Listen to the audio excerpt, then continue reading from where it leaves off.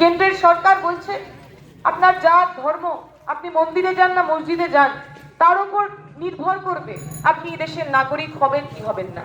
Citizenship amendment অ্যাক্টের মধ্যে দিয়ে, NRC এর মধ্যে দিয়ে প্রতিদিন ওরা আমাদের মধ্যে নতুন করে ভয়, আমার যে দেশ, এই আধুনিক ভারতবর্ষ, সেই ভারতবর্ষের যে ভিত্তি ওরা টলিয়ে দিতে চাইছে। পশ্চিমবঙ্গের বুকে যে সরকার আছে, মমতা ব্যানার্জির সরকার, তৃণমূলের সরকার, সেই সরকারও প্রতিদিন আমার আপনার স্বপ্নকে নষ্ট করার চেষ্টা করছে। যখন 1977 সালে ওই কঠিন সময় বামপন্থীদের উপর ভরসা রেখেছিলেন পশ্চিমবঙ্গের মানুষ, প্রথম আমরা যে কাজ করেছিলাম তা ছিল বর্গা অপারেশন। যে মানুষের হাতে, যে মানুষ ওই খেতে কাজ করেন, যে মানুষ আঙুল দিয়ে ফসল ফলান, অথচ যে মানুষ জমির মালিক হতে পারেন না, सामने से श्रीरामपुर लोकसभा केंद्र के प्रार्थी कांग्रेस सीताधर को भारी मदद से वोट देकर विजयी बनाए। आपको घर के सामने से जा रहा है पार्लियामेंट का श्रीरामपुर लोकसभा केंद्र का प्रार्थी लड़ाकू नेत्री आप मोर्चा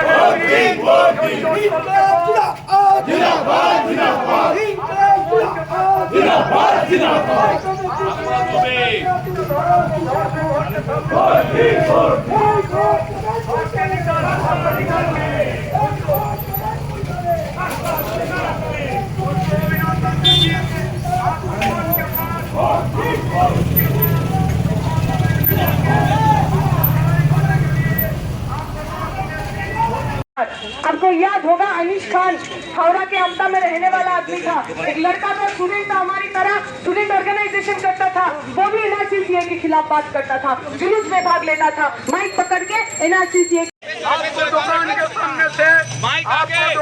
सामने से जा रहा है। आप लोग हाथ उठाकर तब किसी मालिक को हुआ था, तभी नहीं हुआ था, क्योंकि सर मालिक को ये पता था अगर सरकार के ऊपर जुलूम, एक मजदूर के ऊपर जुलूम होगा तो लाल झंडा के साथ।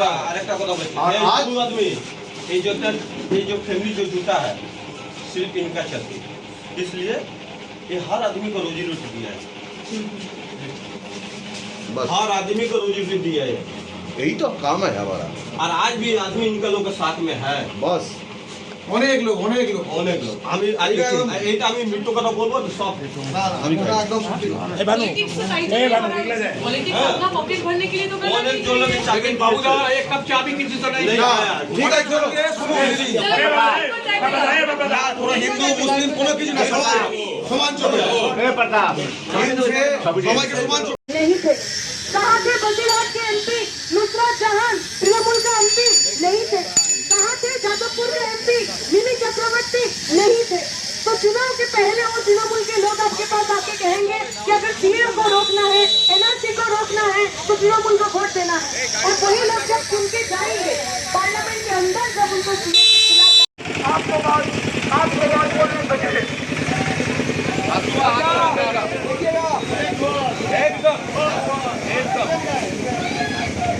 कहेंगे कि चुनाव में वोट देने से पहले आप सोचिएगा 5 साल पहले जो लोग आपके पास आए थे, हाथ जोड़ करके आपसे आपका वोट लेके गए थे, उन्होंने आपके लिए क्या क्या काम किया। हमने देखा पिछले 15 सालों से आपके यहाँ का जो संसद है कल्याण बनर्जी है, और इस पूरे इलाका का चापकानी का सबसे बड़ा जो मुद्दा रहा है वो है जूट मिल का मुद्दा। जो चाटकल बंद हो जाता है, जो जूट मिल बंद हो जाता है। मैं आपसे पूछना चाहूंगी, जब तृणमूल से लोग आएंगे और आपसे बोलेंगे कि हमें वोट दे दीजिए, उनसे पूछिएगा उनका सांसद कल्याण बनर्जी कितने बार संसद के अंदर, पार्लियामेंट के अंदर ये बंद हो जाने वाले कारखाने, ये बंद हो जाने वाले जूट मिल के बारे में एक शब्द उन्होंने इस्तेमाल किया। अब उनसे पूछिएगा कि 15 सालों से जिनको आप लोगों ने वोट दिया, जिनको आप लोगों ने वोट देके जिताया, क्या उन लोगों ने आपका परेशानी, आपका दिक्कत, आपकी कुछ भी दुख दर्द को लेके पार्लियामेंट के अंदर बात किया है कि नहीं किया है? उनसे पूछिएगा। तृणमूल आके आप कह रहा है कि एनआरसी सीए से अगर बचना है, तो तृणमूल को वोट देना पड़ेगा। उनसे पूछिएगा जरा, जब सीए আমাদের প্রার্থী দীক্ষিতাধর আশীর্বাদ করবেন। এবার একটু পরিবর্তন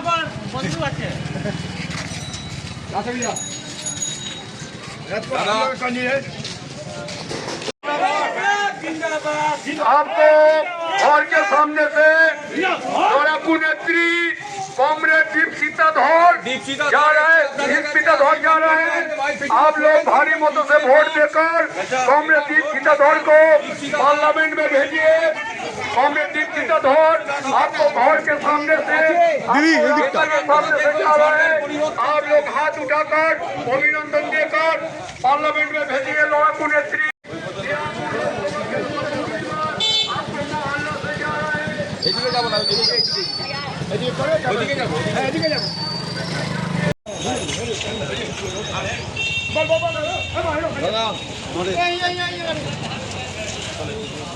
इनकलाब जिंदाबाद, इनकलाब जिंदाबाद, दीप सीताधर का सीताराम में वोट दो, सीताधर का सीताराम में वोट दो,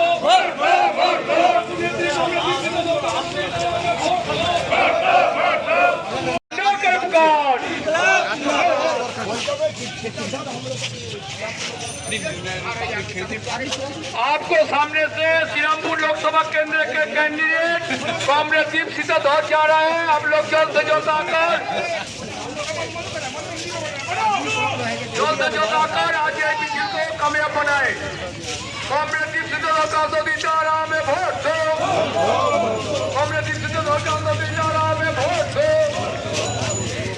लोकसभा श्रीरामपुर लोकसभा केंद्र का कैंडिडेट कॉमरेड दीप सीताधर आपको घर के सामने से जा रहे हैं। आप लोग जल्द से जल्द आकर आज को मिशन को कामयाब बनाए।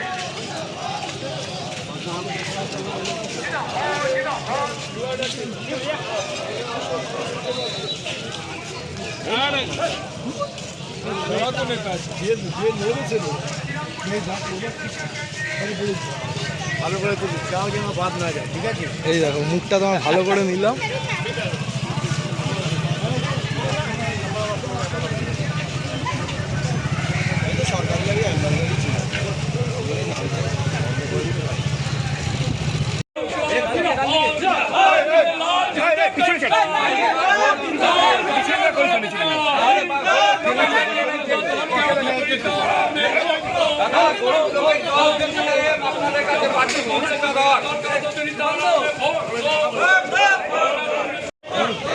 इनकलाब जिंदाबाद, डॉक्टर कॉमरेड दीप सीताधर।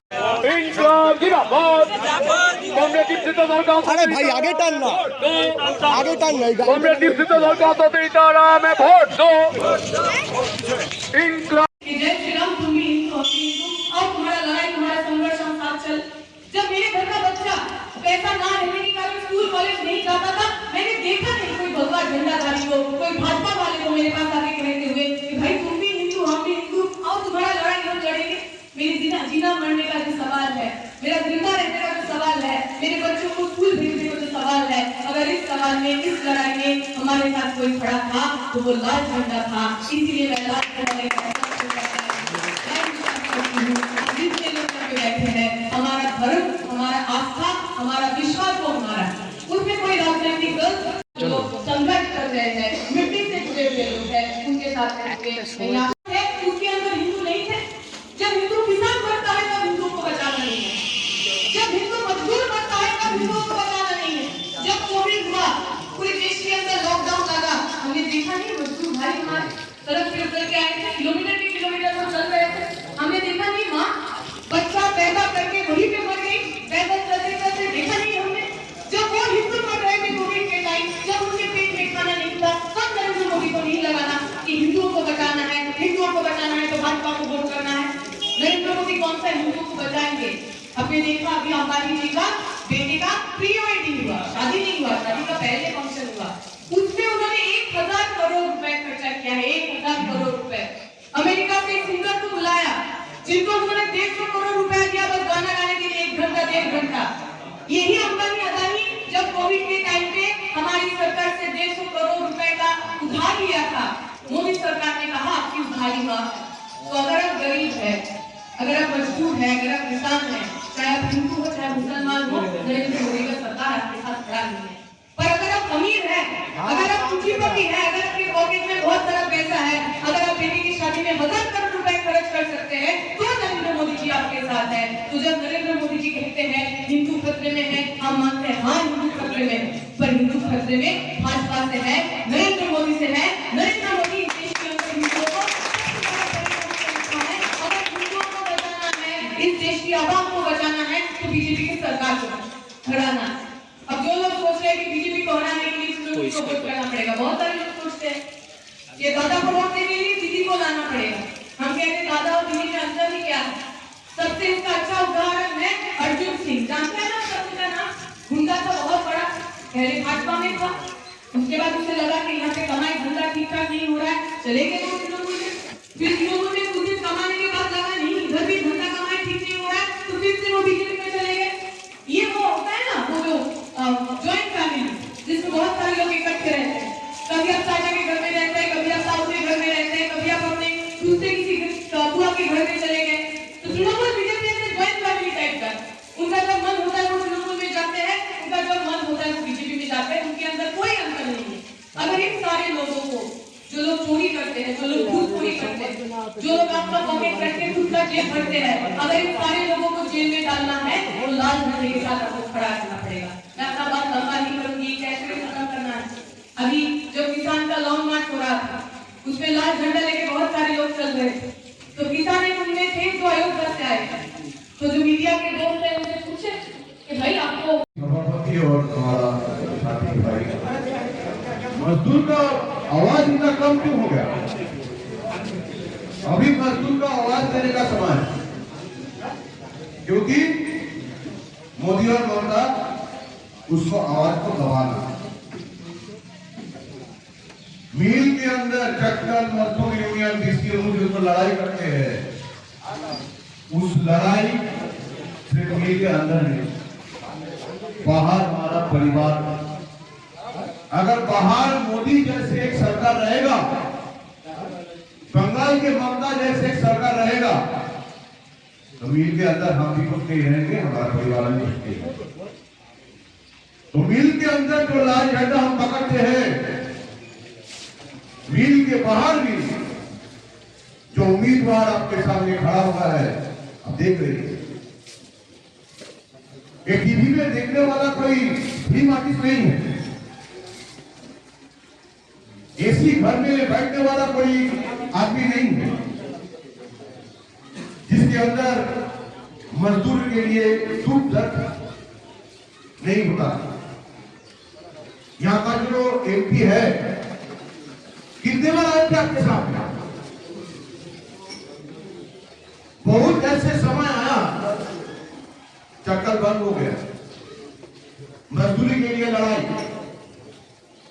पीएफ के लिए लड़ाई, एसआई के लिए लड़ाई, ग्रेजुएटी की लड़ाई, एक बार भी आपका एमपी आपके सामने नहीं आया।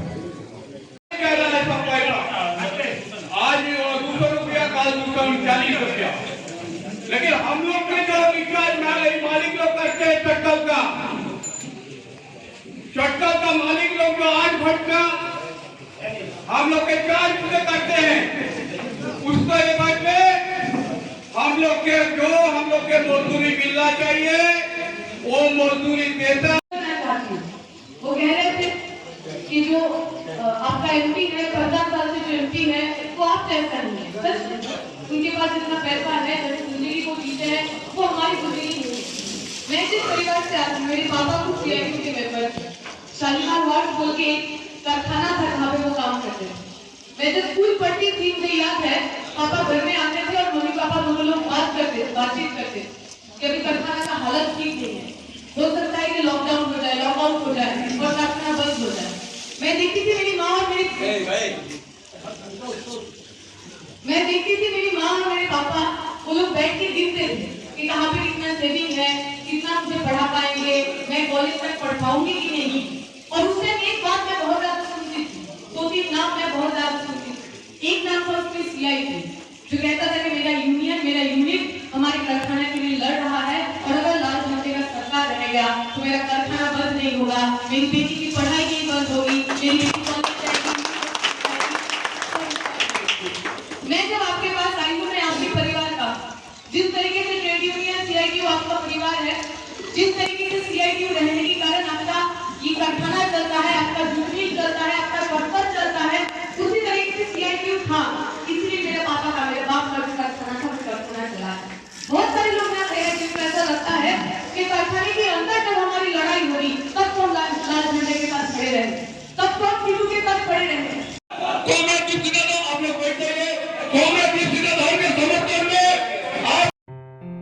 আসন্ন লোকসভা নির্বাচনে রাজ্যের প্রতিটি প্রান্তে বামফ্রন্ট প্রার্থীদের জয়ী করুন।